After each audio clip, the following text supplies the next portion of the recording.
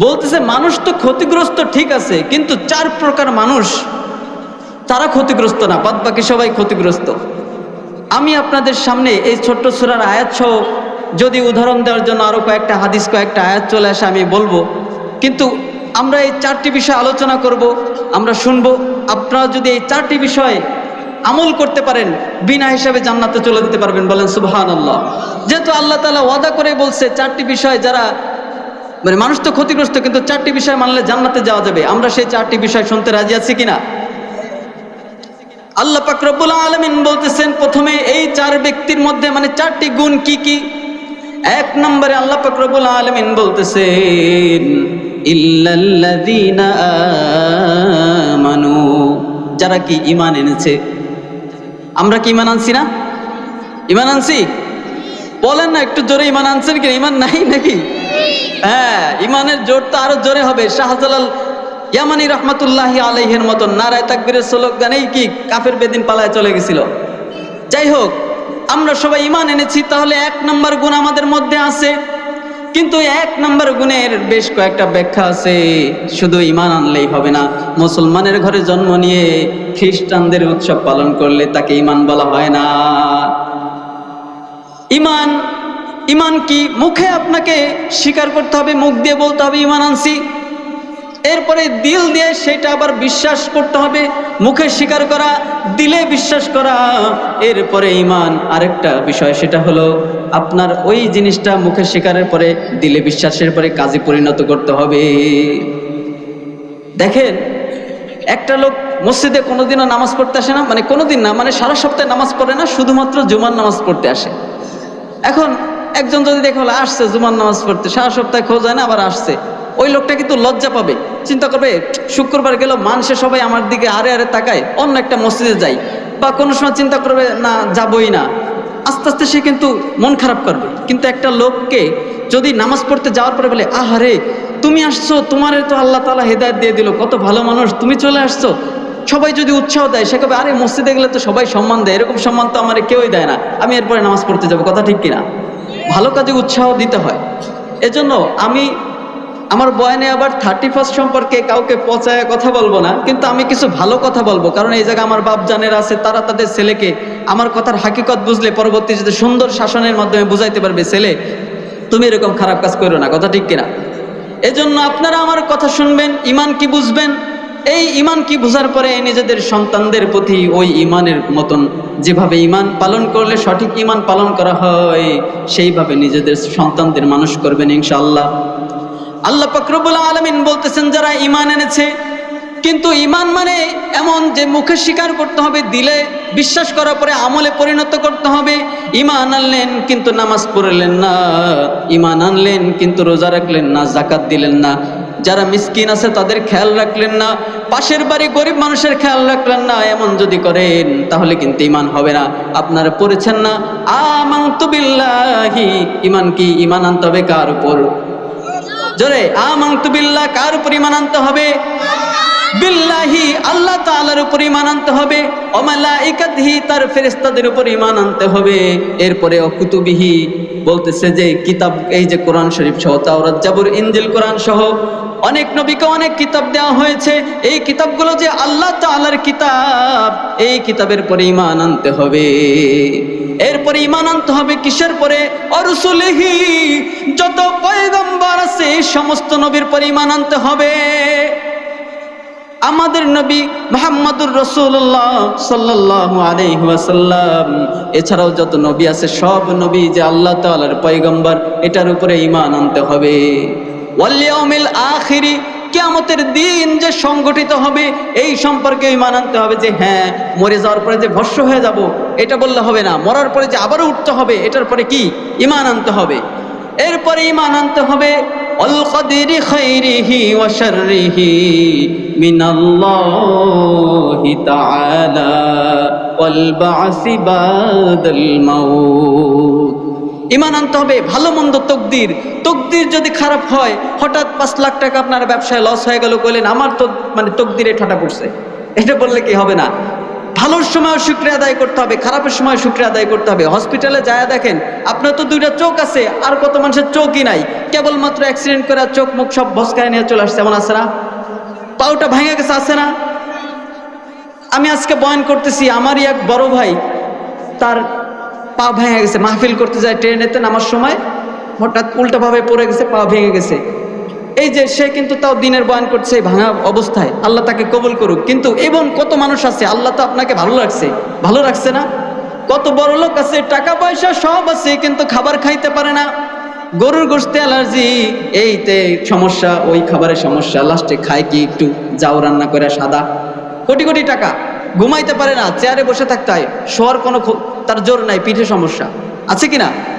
আল্লাহ তাআলা যে আমাদেরকে সুন্দর রাখছে, এই সুন্দর রাখছে, আল্লাহ তাআলাকে আপনার কাছে কোনো ঠেকা আছে যে সুন্দর আপনাকে রাখতে হবে? একটা জিনিস বোঝেন, একটা মানুষ হঠাৎ সেন্স হারায় গেল, এমন একটা অ্যাক্সিডেন্ট করছে, তার আইসিইউতে রাখতে হবে। একদিন আইসিইউতে রাখতে মিনিমাম 20,000 টাকা ধরলাম, একদিনে যদি 20,000 টাকা যায়, তাহলে 5 দিনে কত? 1 লক্ষ। এবার যদি এভাবে হিসাব করেন, 1 বছরে কত কত লাখ টাকা, কোটি টাকা। কিন্তু আপনি যে কত নিঃশ্বাস নিচ্ছেন, আল্লাহ তাআলার কি কোনো টাকা দিছেন? আল্লাহ তাআলার যে নিঃশ্বাস নিচ্ছেন, আল্লাহ তাআলার বাতাস আপনি গ্রহণ করতেছেন। এই যে তৃষ্ণা এলে সুন্দর করে ঢক ঢক করে পানি পান করেন, এই পানি কে দিল? তাকে তো চিনলেন না। কত মেয়ের পিছনে যুবক ধ্বংস হয়ে যাচ্ছে, একটা সুন্দরী মেয়ে দেখে পাগল হয়ে গেল, কিন্তু ওই যুবক জানে না এই সুন্দরী মেয়েরে কে বানাইছে। যদি এই কারিগরকে চিনতো, তাহলে যুবক ধন্য হয়ে যাইতো। কথা ঠিক কিনা? আজকে এই 31st নাইটে কত সাদে কনসার্ট হবে, গানের অনুষ্ঠান হবে, গলা তো ভালো না, তারপরেও গিটার নিয়ে উল্টাপাল্টা সুরে গান গাবে। আমাদের কি কণ্ঠ ভালো না? আমরা কি পারতাম না সুন্দর করে গান গাইতে? আমরা কি দাড়িটা ক্লিন কইরা প্যান্ট শার্ট পইরা গানের শিল্পী হইতে পারতাম না? আমরা কি দিন না শিক্ষা, ওই জেনারেল শিক্ষায় শিক্ষিত হয়ে যাইতে পারতাম না? জেনারেল শিক্ষায় যারা শেখে তারা আবার খারাপ না, ভালো আছে, কিন্তু আমল থাকতে হবে। যে শিক্ষায় আপনি শেখেন, দিনের শিক্ষা আপনার উপরে শেখা ফরজ। আল্লাহ রাসূল সাল্লাল্লাহু আলাইহি ওয়াসাল্লাম বলতেছেন, খায়রুকুম মান তাআল্লামাল কুরআন ওয়া আল্লামা। তোমাদের মধ্যে যে ব্যক্তি দিন শেখে এবং অপরকে শেখায়, সে সর্বশ্রেষ্ঠ। এরপরে আরেকটা হাদিস আছে, তলাবুল ইলমি ফারিদাতুন আলা কুল্লি মুসলিম। দ্বীনি ইলম শিক্ষা করা প্রত্যেক মুসলমান নর নারীর উপরে ফরজ। সুতরাং এই ফরজ দিনটা শেখার পরে আপনি যা মন চায় শিখেন, শরীয়তের মধ্যে থাকলেই হবে। কারণ ডাক্তার হওয়ার দরকার আছে, নাহলে সিজার করবে কে? আপনার মেয়ে যদি ডাক্তার হয়, তাহলে না মেয়ের নিয়ে পর্দা সহকারে সিজার করাতে পারবেন। সবকিছুই দরকার, কিন্তু দিন থাকতে হবে। যদি দিন নাই, তাহলে কোনো কিছুই নাই। কথা ঠিক কিনা? কারণ কবরে যাওয়ার পরে আপনাকে কিন্তু ইংলিশে জিজ্ঞেস করা হবে না, আপনাকে আরবিতেই বলা হবে, মান রব্বুকা মান দীনুকা মান নাবিয়ুকা। জান্নাতের ভাষা আরবি, কোরআনের ভাষা আরবি, আল্লাহ রাসূলের ভাষা আরবি। আল্লাহ তাআলা যখন প্রথম কথা বলবে, সেটাও হবে আরবি ভাষা। কথা ঠিক কিনা? এজন্য দিনের গান আপনি যদি না শেখেন, এটা ফরজ আল্লাহর কাছে। কিন্তু এটার জন্য 5টা জিনিসের জন্য আল্লাহর কাছে কৈফিয়ত দিতেই হবে। এর উত্তর দেওয়ার আগে এক চুল পরিমাণও নড়তে পারবেন না। 5টা উত্তর দিতে হবে। তার মধ্যে একটা উত্তর হলো যে দিন কি দিন শিখছেন আপনি, বুঝতে পারছেন? এই জন্য ভাইরা আমার, আমরা যদি চাইতাম গুনাহ করতে পারতাম, কিন্তু গুনাহ করি না। কিন্তু এই যুবক যদি এই সুন্দরী মেয়ে, এই সুন্দর গান বাজনা না পছন্দ কইরা আল্লাহকে পছন্দ করতো, কতই না ভালো হতো। ভাইরা আমার, আমি বলতেছিলাম ইমানের কথা, যে ভালো মন্দ তকদির, এই তকদিরের পরে সন্তুষ্ট থাকতে হবে। ওয়াল বাসি বাদাল মাউত। আরেকটা বিষয় হলো যে মরার পরে যে আবার আমাদের ওঠানো হবে, বাদাল মাউত, এইটা আপনাদের বিশ্বাস করতে হবে। মরার পরে যে একজন মনে করেন পুরায় ছাই বানায় দিছে, আর জীবনে একত্রিত হবো না, এমন কিন্তু না, একত্রিত হইতেই হবে। ভাইরা আমার, বন্ধুরা আমার, দিলটা নরম করে শোনেন। এখানে কার জানি মা নাই, 2 হাত দিয়া কবরের মধ্যে যায় দাফন করে আসছিলেন। কার জানি বাপ নাই, মনে পড়ে কি যখন যুবক ছিলেন নিজের বাপকে নিজ হাতে কবরে মাটি চাপা দিয়ে চলে আসছিলেন? মনে পড়ে না? যে মাকে না দেখলে ভালো লাগতো না, একটু যদি বাড়ির দূরে থাকতেন, মা বারবার কল দিয়া বলতো, বারবার খোঁজ লাগাইতো, এই তুই কোথায় আছিস, এত দ্রুত তুই এত রাত্রে বাহিরে কেন দ্রুত চলে আসিস বাবা, যদি একটু দূরে যাইতেন কান্নাকাটি করতো। সেই মা কিন্তু এখন কবরের মধ্যে ঘুমায় আছে, বাপ কিন্তু দুনিয়ায় নাই, চলে গেছে। আপনার এখন কত বাবারা আছে এখানে যাদের বাপ হয়তো বিছানায় শোয়া অসুস্থ অবস্থায়, দেখা যায় কত মানুষের বাবা বাড়ির মুরব্বী মৃত্যুর সময় চলে আসছে, গালের মধ্যে পানি দেয় আত্মীয় স্বজন, যে লোকটারে দেখে বোঝা যায় হয়তো মারা যাবে আর থাকবে না, একটু গালে পানি দি। গালে পানি এই সাইড থেকে ঢালে, পানিগুলা অন্য পাশ থেকে ঝরে পড়ে যায়, গালে নিতে পারে না। সে শুধু তাকায় দেখে মালাকুল মউত চলে আসছে, কেন যেন কান্না কইরা বলে, ও মালাকুল মউত, আমারে আর একটু সময় দাও, আর একটু সময় দাও, আমি আমার সন্তানদের কাছ থেকে একটু বিদায় নিয়ে নিই, আমি আমার সন্তানদেরকে একটু বলি, আমার কাছে 1 ঘন্টা সময় দাও, 1 মিনিট সময় দাও, আমি একটু বলি, আদরের সন্তানের কাছ থেকে বিদায় নিই। কিন্তু আর কোনো উপায় থাকে না রে। এরপরে যদি এই লোকটা যদি ইমানদার হয়, মারা যাওয়ার সাথে সাথে সে খুশিতে প্রস্তুত হয়ে যায় যে উপরে তাড়াতাড়ি চলে যাব, যত দ্রুত জান্নাতে যাব তত দ্রুতই আমার জন্য ভালো। কিন্তু লোকটা যদি জাহান্নামী হয়ে যায়, এই লোকটা যদি জাহান্নামী হয়ে যায় রে, যদি পাপী বান্দা হয়, তখন সে যাইতে চায় না।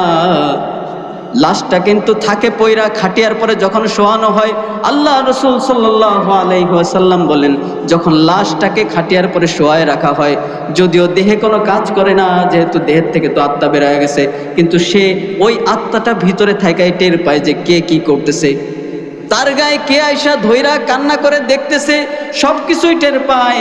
সে কিন্তু বলতেও চায়, আমি কবরে যাইতে চাই না, তুমি আমার ছেলে ছিলা, সব থেকে তোমারে বেশি ভালোবাসছি, আমার 3 ছেলের মধ্যে তোমাকে বেশি আদর করতাম বাবা, তুমি একটা কাজ করো, তুমি অন্তত আমারে কবরে যাওয়া থেকে বাঁচাও, আমারে কবরে নিতে দিও না, আমার লাশটা নিতে দিও না, তুমি হয়তো, সে মনে করে আমারে হয়তো আমার ছেলে রক্ষা করবে।